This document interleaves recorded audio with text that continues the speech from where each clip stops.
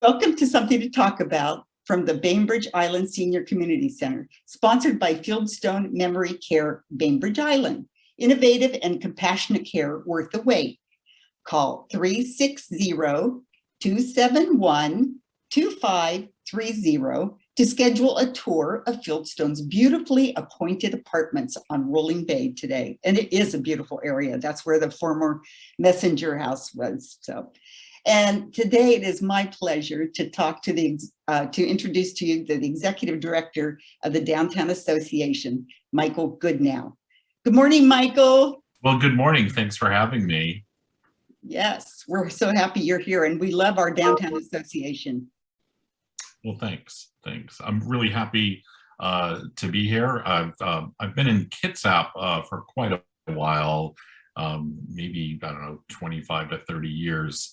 I don't live on the island. I live in Bremerton, but I was very involved with the Main Street program here in Bremerton. And kind of during pandemic, actually, the position came open and multiple people sent me the job description.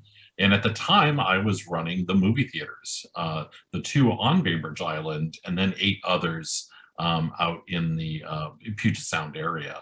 And it's just a tough time for the theaters. And so some of you may know Jeff Bryan over at Faraway Entertainment. And I just talked to Jeff and said, look, if you just take me out of the equation, it's going to save you some money and you can be a little leaner for a little bit and then see how this unrolls. So I was super excited to meet the folks running the Downtown Association, especially the previous executive director, Jerry Lane, and was chosen as the right fit, and it's been exciting. Also, it's navigating us out of this pandemic, so it's a time that's forcing a lot of change, but it's also a time where we we're just trying to figure out how to move forward, how to do it safely and respectfully and things like that. Another interesting thing is there's a lot of leadership here on Bainbridge Island has changed. So I'm with a bunch of sort of newer executive directors and leadership in organizations across the island. And we all have sort of a good connection, and we're all working together to make sure we're not duplicating things and working working better and staying as informed as we can with crossing over of ideas and things like that. I have a question for you. I'm wondering, how does the Downtown Association differ from some of those other organizations, maybe notably the Chamber? That's a great question. So, lots of communities have chambers. Almost every probably square foot of business communities are covered by chambers of commerce, so obviously they're interested in more of the business approach, the economic development. The Bainbridge Island Downtown Association is a Main Street organization. And Main Street's a national and a state program that helps revitalize downtowns, helps keep them vibrant, keep them connected. So what I look at, my job is like, how do I help create the best downtown we can have for Bainbridge Island? And so we have other organizations that are doing marketing and things like that. So that's not my job necessarily, is to, bring visitors here. It's to just create the best downtown for the folks that live here that's welcoming to people who do end up coming to visit. So also, like, a big part of that is where, we call our merchants partners, and we try to pull everybody together and communicate with each other, so folks aren't kind of going it alone. We find ways to connect businesses to maybe help each other. Then we do some, events that can help bring business to downtown, especially kind of in off seasons and things like that. We do the art walk So, you know, it was kind of exciting to get it back together. Every first Friday felt like a family reunion out on Winslow. So we'll see how that is also next weekend. We'll see how that, you know, as people mask back up, hopefully they'll feel comfortable and, you know, still be able to go out and take in this incredible wealth of art we have here on Bainbridge. So I don't know, I got a little off. Hopefully that answered your question, but it's just to really to create a, you know, it's to, well, geez, I already feel like Bainbridge is a pretty special downtown, but just to, you know, continue that and, you know, things change, right? Like I remember, you know, as all of you, you know, when Bainbridge was more of the drugstore and the hardware store and things like that. And, you know, across America, those have moved to, you know, more, you know, distant plazas and things like that. And that's one of the reasons Main Street exists, is to just, you know, keep the downtown thriving and keep it, you know, relevant. So. Right. I know that it seems like the tourism is skyrocketed again. I'm sorry. It's yeah, like yes.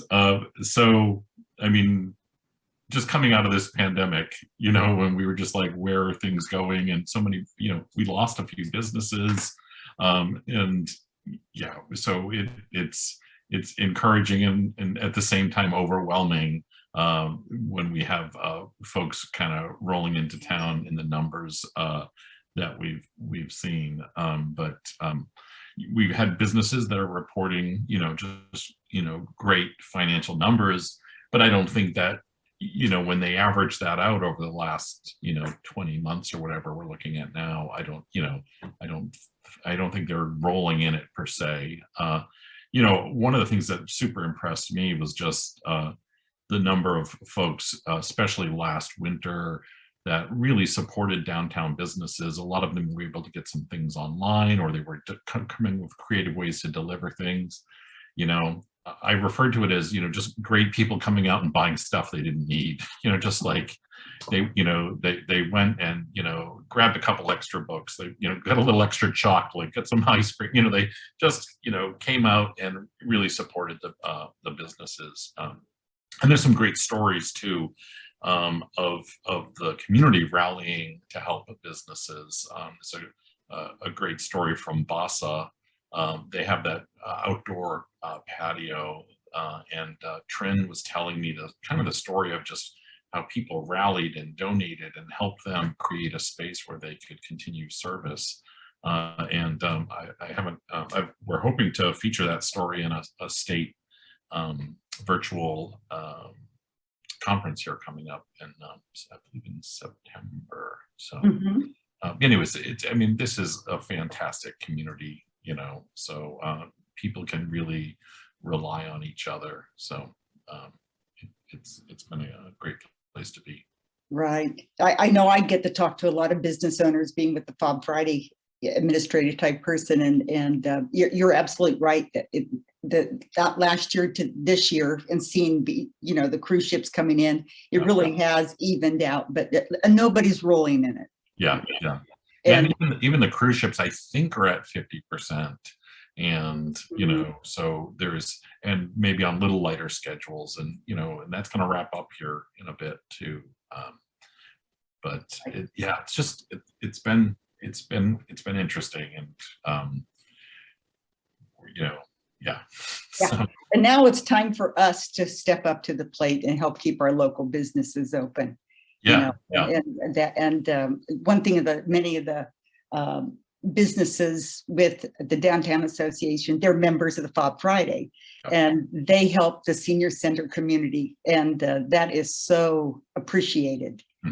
And I really thank you so much, Michael, for fostering that. Yeah, and like I said, we had previously talked about anything we can do to continue to grow that program, help get the word out with new businesses or businesses that you know, never started or maybe haven't heard of it. I'm happy to continue to put that out there. So excellent. Thank you so much. I have to get myself a fob. So well, yes, you do. if you're over 18, come on down and become a member. It's only $20 a year.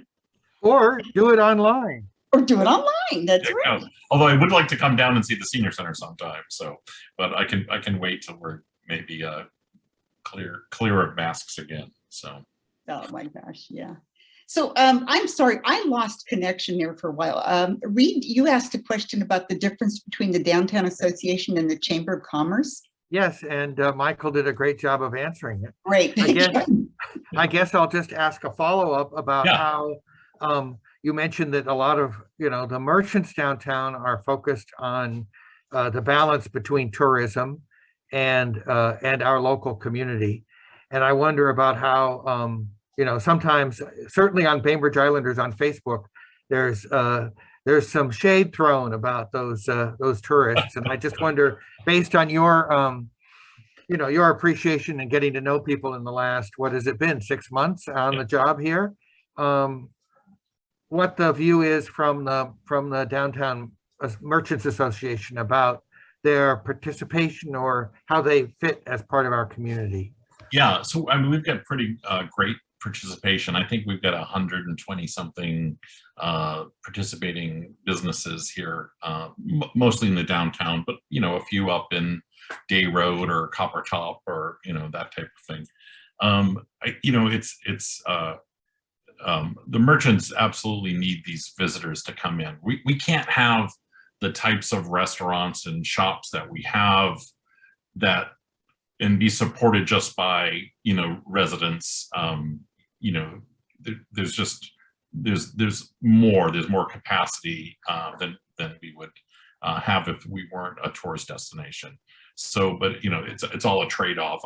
I lived in Charleston, South Carolina for many years, and I have so much empathy for when when the people just roll into town and you forget that one day you can just run downtown and get something done, and the next day you can't because the cruise season has started or whatever, and you get stuck behind cars that don't really know where they're going, or all of a sudden this parking's tight, the sidewalks are full, or things like that. But we have to appreciate what they do for our economy. We have to appreciate the kind of variety that they give us, and maybe just make a little room or have a little house party while some of that's happening. I will say that when I've talked about doing things, I'm definitely looking for ways to do things that really feel like designed for either island residents or, maybe there's going to be like a weekend of festivities, but maybe there's a kind of a preview night. There's something in the advance that's not advertised as broadly. Maybe the word just goes out to residents so that we can kind of get in, have a little fun, and then make some room for people to come visit. Yeah, I always felt like July 3rd was kind of like that. Yes, yeah, no, and when I hear the stories of how it even kind of started with, basically the setup crew, just, being a little exhausted and hanging out and maybe, imbibing a little bit or things like that. And I definitely would love to see us kind of, recapture that kind of vibe. So I think people want to connect, and I think more now than ever, once we feel we got the go ahead. And I've met folks have moved to Bainbridge Island during the pandemic, and it's really hard for them to connect to people. And and we've got some of the newer housing that is kind of on top of each other, but there's a lot of just these more sort of rural feeling neighborhoods and stuff, and it can be hard to meet neighbors and meet people in the community. So I think when we kind of feel like we can, it'd be great to do some. I've had, to be honest, had kind of hoped to maybe do some sort of end of summer bash. I think there's been some in the past that would be, a chance, kind of, after the cruise season, that we could just have locals mostly come and, gather and things like that. I just, I feel like it's not the time to do that. So kind of just see as we move forward. But yeah, exactly. But again, we appreciate all the consumers coming in from out of state and from that. I mean, it really has helped the businesses, and I am willing to sacrifice maybe crowded streets to keep our businesses open, because it doesn't mean we can't grouse about it once in a while. Well, we're only human, right? So, right. I can get upset about the smallest things sometimes. So it can be my own home that's totally my fault. Yeah. So what are some of the newer businesses that have opened up and has joined a downtown association recently? Let's see. One shop that is about to open up is where the crepe shop was. Okay, and it's actually going to be they're calling it a tea bar, so it's going to be a place to get a hot tea and a little sweet something, and kind of you can sit and connect and things like that. But it's part of Steepology. Oh. Steepology is relatively new. So Steepology is in the old lavender shop, and that's their retail tea store. And then over just off Madrone Lane, where the crepe shop was, they thought they were opening yesterday. They will open this week. And so the shop sells fantastic teas, and they even have a program where you pay a monthly fee, and every day you can go in and get a tea, a hot tea. In fact, you get it in one of their you have to buy one of their containers and then sign up for the program. But anyways, so they're really excited about that. They've been working over there trying to transform that space. A move would have been there was a place called Wild Heather that was inside the Willow Tree Market, and they have moved over into the Winslow Mall, and it is now called Hidden Gem, and it's gems and I guess that's and things of the like. So that's it's a beautiful shop. It's got a really kind of nice mural in the back up above, and I don't know when they opened, but he's kind of speaking of that kind of stuff and the tea shop. There's a really fantastic thing going on down at the Bainbridge Apothecary and Tea Shop. So that's down, down the road there. There's a great little ice cream shop back there called Otto and Emma's. And where we've got Mora, which is this great sort of rich European, this is sort of very classic American ice cream. It was just the dad's dream, and it's just this family operation. The daughter is there all the time. The dad makes the ice cream. I think mom comes in twice a week and makes waffle cones. But the owner there of the Apothecary, they're due every Friday. They have every Friday, not just art walks.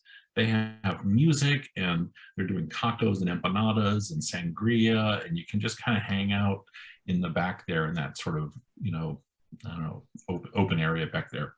I'm probably going to miss somebody. Well, I had some of those street tacos and some of that ice cream, and it is so good. Yeah, it's just a fun vibe. It's just, it's Where is this ice cream store? So I would say it's behind where That Summer Pizza used to be. Would that be a good description? Yes. Yeah. Behind where? Oh, well, where That's a Summer Pizza used to be. Yeah. So really close to like Bema. So just across the ravine from Bema. Oh. Yeah. Yeah. Kind of coming into Winslow. Yeah. So there's a barber shop there. Yeah. But it's kind of in the back. Is it where the rose shop used to be? I think so. Yeah. Yeah. Oh, okay, Siobhan. Okay. Yeah. Yeah. So, and they have a lot of seating. There's a lot of place to sit, and you're socially distanced, and Mike and Emma at the ice cream store. I mean, that is old-fashioned ice cream. Yeah. Yeah. Yeah. You have to go there for sure. Yeah. Millstream has new owners. Really?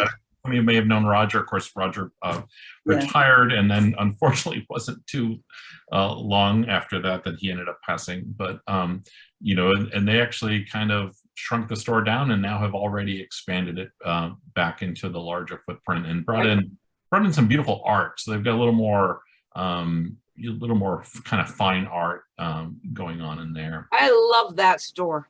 Yeah. I second. If you haven't been in lately too, they've just really done, I think it's got the same sort of kind of Northwest vibe. But they've brought in some really, I think, just beautiful like t-shirts and things like that say Bainbridge in a very nice and subtle way. They also have some great food gift items that they're sourcing from the Northwest and things like that. I've got a hot sauce that's made with seaweed somehow. Yeah, Derek runs a rather classy place. Yeah. I've actually known Derek for a long time, so Oh yeah, good. One of the reasons that it was nice to come to the island, knowing that he would be one of the merchants I would get to work with. And actually, I immediately got him on our board, so I reeled him in. So Oh, that's awesome. Yeah. So we mentioned Lively Olive, which is great. And an interesting store, when I was talking to the owner there, she basically said, I wasn't 100% ready to open a second location during, a pandemic. But when a spot comes open on Wednesday, it's not working. Oops. You don't pass up that. Yes, absolutely. And I think they're doing very well. And yeah. And then, Madrone Goods is another great shop, and related to Dana's and Furnish and I guess Danger. But Madrone Goods is in the old Church Mouse shop, and that is they did the Christmas shop last year, and they'll plan to do that again this year. But for right now, it's open with it really is sort of an in-between Dana's and Furnish. There's some furniture in there. There's some items in there. They sell these great readers that's my favorite brand. And so now I have 3 pairs of these kind of higher end readers. So, I think we should mention Waterfront Thrift. Oh, yes. Thank you, Reed. Waterfront Thrift is the senior center's thrift store. How did I not know this? And we're a member of the Downtown Association. But I don't know if I knew about the thrift shop. Yeah. Is the thrift shop new? No. It's the best kept secret of downtown. How about that? Well, we may have just let the cat out of the bag, Reed. That's all right. So I used to be the development director for Hospice of Kitsap County, and I opened a thrift store here in Kitsap, although ultimately things all went to the sides as they became part of multi-cares. All our healthcare is just getting gobbled up. That's probably another Wednesday segment. I feel like there was another business I wanted to mention down.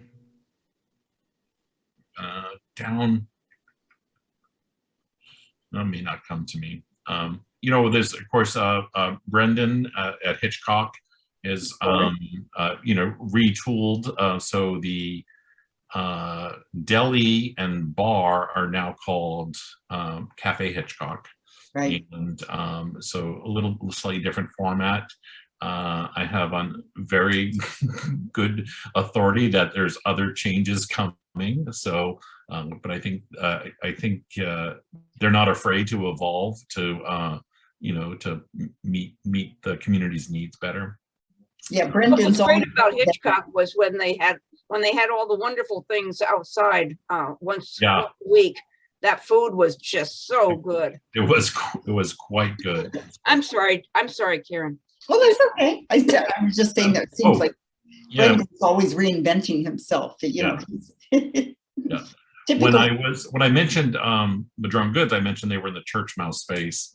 Of course, Church Mouse still operates upstairs of the of our offices, but they're online now. I mean, I think locals can do pickups and stuff. But there's a new shop, and it's one of the yarn brands that Church Mouse would carry, and it is called Lamb and Kids. So it's a yarn shop and a kind of a studio, and it's on Madison, but just around in the same building as Proper Fish and Millstream, things like that. I'm on the spot now, so I don't remember the folks that do it, but they the cutest shop, the best looking little sample things in there, but and just beautiful yarn. So, they're a welcome addition as well. Cool.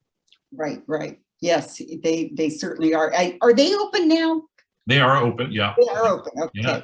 And then if you guys probably all saw this when Pegasus airlifted their coffee trailer onto the plaza, the old Virginia Mason site. So that's a nice way if you're to get a coffee if you're up that end and can kind of get in and out of there kind of quickly. So right. Yeah, adorable Airstream.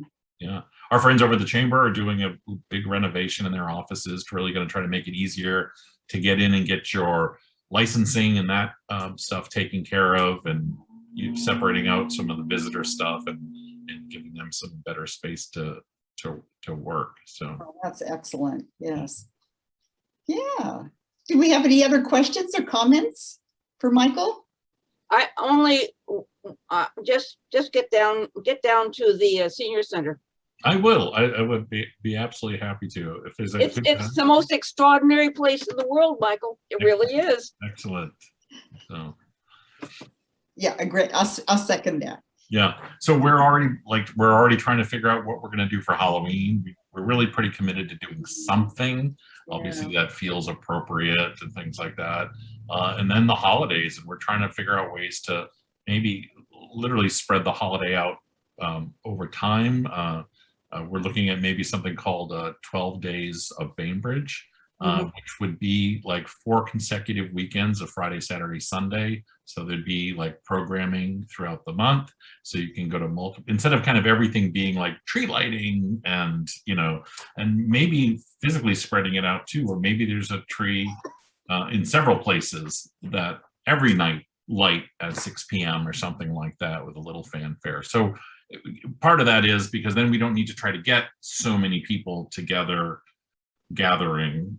And so we're just trying to look, and maybe also it'd be something where you get a little more activity. You go for a stroll, you go check out the 5 trees, and instead of being a 25-foot tree, maybe we have 12-foot trees, but they're all maybe different themes and things like that. So I want it to be like a map where you just go and you see these different things. And like my dream that I'm trying to sell, and we may not be able to get there this year, would be like, imagine Madrone Lane, where our office is like a gingerbread lane, and then the Winslow Mall is more of a Santa's workshop, and Winslow Green is the North Pole, and like we just kind of like just have some different areas, and you could like almost have a passport and go visit all these different things, and whether it's on an evening walk or taking the kids out or whatever. So